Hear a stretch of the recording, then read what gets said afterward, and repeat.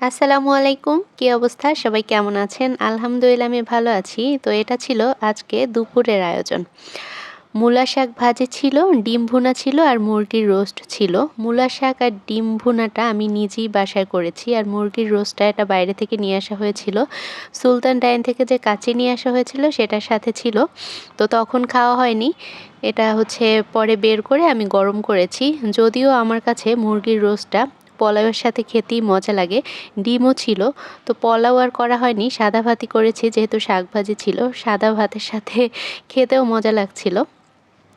আর ডিমটা ভুনা করেছি একদম মাখা মাখা করে, পেঁয়াজটা হচ্ছে ভাজি করে তারপর। আর মূলা শাক ভাজিটা এখন খুব মজা লাগছে।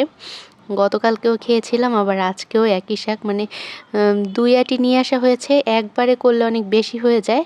তো এজন্য হচ্ছে ১ আঁটি ভাজি করা হয়েছে, আবার ১ আঁটি রেখে দিয়ে আবার আজকে ভাজি করলাম। মুরগির রোস্টটা ওরা কীভাবে রান্না করে আমি জানি না, মানে আমার কাছে বেশ মজা লেগেছে। মনে হচ্ছে ওদের রেসিপিটা জানা উচিত। মানে একদম মানে মাখা মাখা হয়েছে আর ঝাল ঝালও লেগেছিল, আবার একটু মিষ্টি মিষ্টিও। আর কালারটাও যদিও ফুড কালার ইউজ করেছে হয়তো এজন্য এত সুন্দর একটা কালার এসেছে। আর মাংসটা একদম নরম ছিল। আশমিরাকেও দিয়েছি, ও খেয়েছে। মানে নরম থাকার জন্য ও খেতে পেরেছিল, মানে একটু সামান্য দিয়েছিলাম।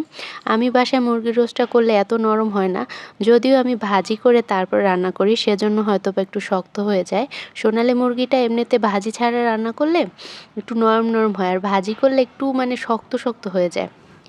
তো এটা মনে হয় আমার কাছে যে ভাজি ছাড়াই কষিয়ে যে মানে সব মশলা দিয়ে তারপরে হচ্ছে রোস্টের মশলা দিয়ে তারপর হয়তোবা মাংসটা দিয়েই তুলে ফেলেছিল, এজন্য এত সফট, অথবা মেরিনেট করে রেখেছিল। যাই হোক, তারা কীভাবে রান্না করেছে আমি তো আসলে জানি না, আন্দাজ করলাম আর কি। কিন্তু পোলাওয়ের সাথে এটা খেলে দারুণ মজা লাগবে, কাচ্চির সাথেও মজা লাগবে। কিন্তু আমি হচ্ছে এটা সাদা ভাতের সাথে খেয়েছিলাম। সাদা ভাতের সাথেও দারুণ মজা লাগছিল। ঝোলটা একদম মাখা মাখা হয়েছিল আর একদম মানে মাংসের সাথে লেগে গিয়েছিল। মুরগির রোস্ট আমার অনেক পছন্দের, তবে পোলাওয়ের সাথে মুরগির রোস্টটা খেতে অনেক বেশি মজা লাগে, তাই না?